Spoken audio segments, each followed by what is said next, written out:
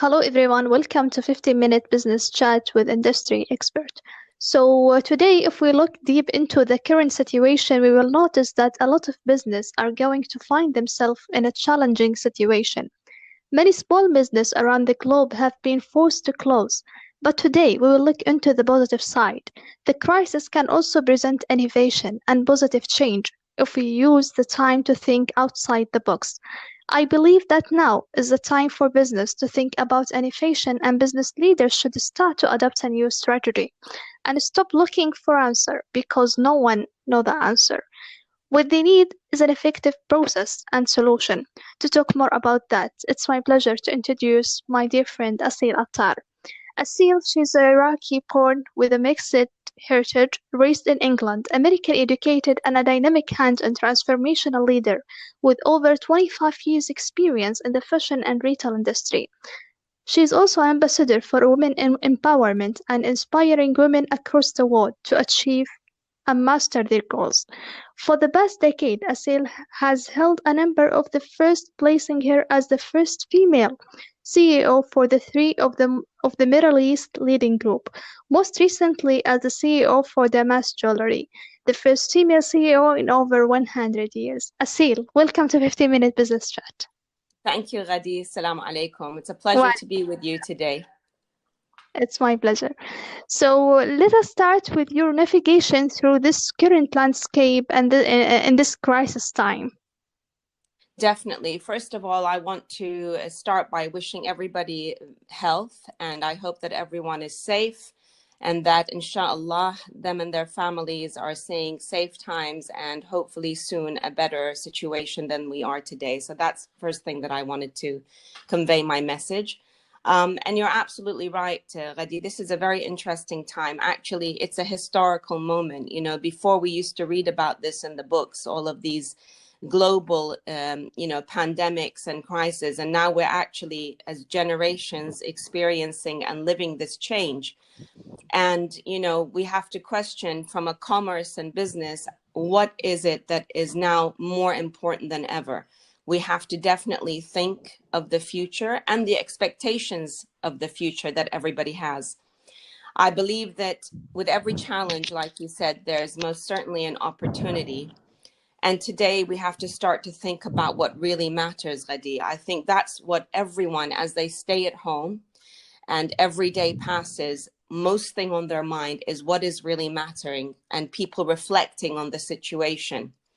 I definitely think from a business side, and having been in business for almost 30 years now, all over the world on a global level, this age of mass consumerism, this constant demand that we need things, of which social media has played a very big role, this push model, wanting more, needing more, purchasing more, pushing this unrealistic reality as we follow social media and all the different people that we see. I think this concept of more is more is definitely going to take a turn. And I think that businesses who have in the past perhaps taken advantage of this ride are going to be thinking differently. And people Absolutely. realize, and I think people are realizing every day that in fact, with nothing, we can live. We can live simpler lives, and most importantly, we are living meaningful lives. We don't need to consume. We're in our homes, we're being creative, we're being innovative. This need to consume is not there. We can survive. We have to start thinking, and businesses must start to think about ethical and sustainability approaches. They have to think of when they relaunch and restart their businesses, what is their message of integrity? How do they bring value to their consumer? Because the consumer now wants something with value. And what also is going to make a positive impact on the environment, regardless of the product and commodity. That's what people want to know. And I truly believe that innovation and creativity is going to play a huge part more than ever. But I think the single thing that all commerce globally must do is start to listen, because they have to listen to their employees. They must listen to their consumer. And I would suggest that every business really does a survey of what their consumers and employees experienced and what it is they actually now want to see from the brand or business. Like I said, it's not just a push model, it's certainly a two-way conversation. Absolutely. So this is guide me to the next question. I believe this is the time when they're going to be an intense focus in communicating, as you mentioned before. How leaders can make sure to communicate effectively at time like this? Yeah. Well, we're very fortunate actually that we're in the luckiest, time in our lives where we are in an age of digital communication. So there's absolutely, and that's at our fingertips. So there's absolutely no excuse not to be able to communicate. And if I were an organization, a brand, a business, an individual, an entrepreneur, I would be from this very moment communicating to my consumers, to my employees, my journey. How have I treated my employees during this time? How have I treated my customers? Have I communicated to them? Have I explained to them if I'm a business that's now pausing? Have I explained to my employees the actual situation? How have I taken them along the ride with me so that when we come out at the other end, we've both been in it together? That means it's not just a shock and not that we've just cut our employees off, cut our consumers on ourself focus. No, this is a time where we can use, as we're doing today. Look at this. We're able, you're in UK, we can do a podcast. You can do Yes. so many digital tools that are available for you to be able Yeah. to, not just the traditional means of newsletters and emails, but definitely more emotional engaging ways where you're speaking to your customer and employee. And I think that's one of the most effective ways. So use the digital media today for that as opposed to anything else. Brilliant. So, from your perspective, what do you see as the biggest challenges for the business leader in this time of crisis? I think, unfortunately, this crisis has affected everyone on a global scale, which is very Yes, unusual because, it is absolutely. not just centric to a certain region. It is the total world is experiencing. The total world, everybody, every individual is in a crisis mode. So making major decisions in the future, very tough ones, are going to continue. I think the challenge is about how do you restructure your businesses?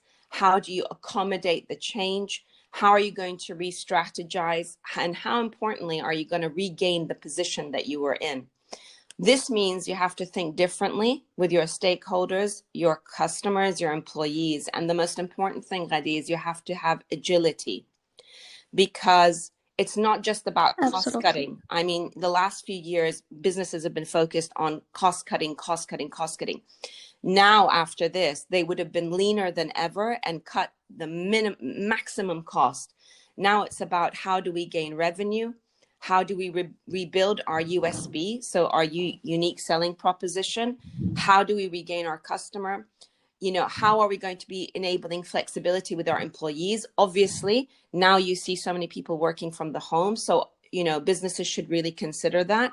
That's mental as well as a cost cutting for them, but also mental well-being for their teams to be able to actually now work from home. So many things have to sort of come into play. But I think, above all, there has to be this paradigm shift in the way that you are treating your customers and your employees. And you have to, like I said, look at a strategy that accommodates, sustainability and value and something that is meaningful and relevant to everyone who's now experienced this global movement. Absolutely agree with you. So, since we talk about business leaders, Asil, mashallah, you work hands in transformational leaders with over 25 years of experience. And this guide me to know more about your leadership definition. How would you describe yourself as a leader? Because I know, you are not a typical CEO. No, I'm definitely not a typical CEO. So I'm certainly not that, and I'm very proud not being a typical CEO. I'm basically what they call a hybrid. So 50% of my career was in creative design and buying and merchandising, creative director roles, brand director roles. And then the second half of my career has been a CEO leading big organizations. And so it's a very unique combination of both creative and commerce, which gives me a very fully rounded experience. And actually, I started my career almost 30 years ago from the shop floor. So that means I understand the touch points as a shop floor salesperson, receiving the consumer, and then also the consumer feedback because I was directly in touch with them. So experiencing the A to Z of business means that I have, such a wide range. When I come into a business, I understand, like I said, everything from the creative, the marketing, the branding, the manufacturing, the sourcing, the product development, and of course, then also the financial side, the logistics, the HR side. Usually, typically, CEOs of groups are former CFOs, chief financial officers, or they come with a heavily financial background. I am not a CEO that sits in my office and looks at numbers all day long and Excel sheets, because I believe that people are my number one asset. And so I spend a lot of time engaged with the business, whilst I'm definitely involved and obviously leading the financial and the P&L control and the cost control. I'm very much hands-on with my teams and my business. And my role as the CEO is to inspire, to lead, to motivate, alongside to manage the business, efficiencies and operational verticals. So yes, I'm very proud that I am this hybrid, and I would describe myself that I'm definitely a transformational and human leader. I actually know that I lead with empathy, engagement, respect, accountability, ownership. And when I say my leadership style is not as typical, because like I said, it's not just a focus on the numbers. And in the past, I would be probably a minority as a CEO personality. I think my, atypical personality in this situation will now become the norm. I think that I hope to see more CEOs and businesses that are more well-rounded, that understand the entire process, that are definitely more hands-on. And I don't believe that, sitting in boardrooms, just making decisions, pushing them out, and strategies and pushing them out is the model. I've never been like that. And therefore, I really believe that this will become the new norm. And then, another passion of mine, obviously, Ghadi, is about women empowerment. And I've spent, the last 2 decades empowering men and women. Actually, I empower both, and Yeah, knowledge, I know. and knowledge transfer and share and coach and mentor, because I think it's a duty and responsibility when you have so much experience to share it. So definitely, it's a transformational leadership. Wonderful, wonderful, Asil. I'm really proud of you. Thank you. So, you're welcome. So you mentioned before the women empowerment. I know that you're also focusing in women empowerment, and you're inspiring other women around the globe, yani, not just in GCC country, but around the globe. So how you can encourage women to build their own empire and to reach their potential and achieve their goals? Well, actually, after 30 years, Ghadi, like I mentioned, I'm going to be launching a series of master classes where I'm going to be covering my years of experience as an entrepreneur, as a business leader, as a fashion industry expert, as a brand expert, and sharing these over the next 2 weeks. Inshallah, I'll launch. And basically, it's around 10 subjects covering business, fashion, brand, leadership, vision, strategy, innovation. And but it's going to be over 100 videos that I will be sharing over a 12-month period, and that will hopefully enable them with the tools to understand my journey and how to be successful in their businesses, and the hardships. It's not all been great. It's been very, challenging as well.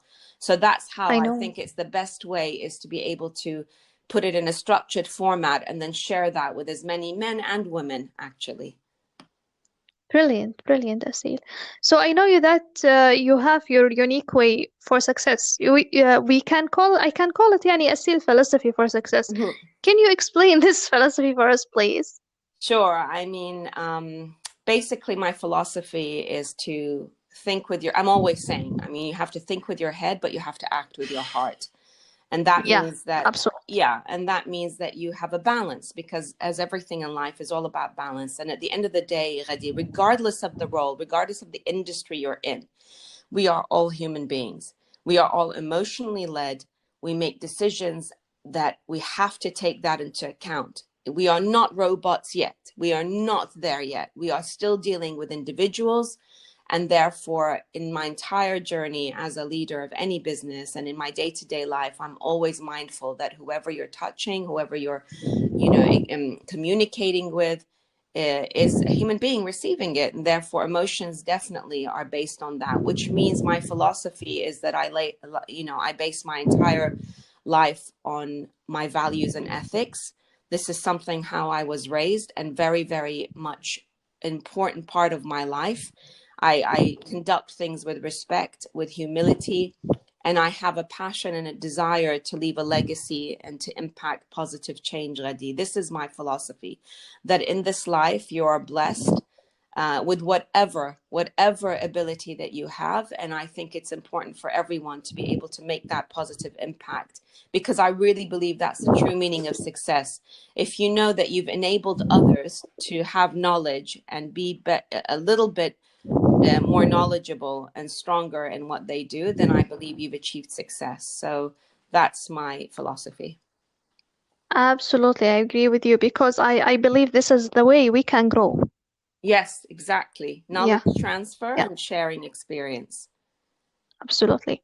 So we reached the end now. It was a lovely chatting with you, Asil. Thank you. Um, by Likewise. by the end, what is your advice to other business leaders? I think we can wrap up and say that you have no choice but to think differently. I think you must listen to your employees, to your customers, your all stakeholders. You have to listen more. You need to refocus your priorities, because I think what was a priority before is certainly not the same priority today. And I definitely think that you have to look at what truly makes your business valuable and unique. What is it that is going to make that consumer, after all this global change, come back to you? What's that key message? And I definitely advise that you have to think consciously and sustainably in order to drive that message. So that's my advice. Well done, Asil. Thank you so much. Thank Thank you, you. It was Ghadi. It's a lovely pleasure chatting with you. speaking to you. Thank you so much. It's my pleasure. Thank you so much. See Have you a again, great day. inshallah. Inshallah. Have a Take care. great day. Ma salam. مع السلامة.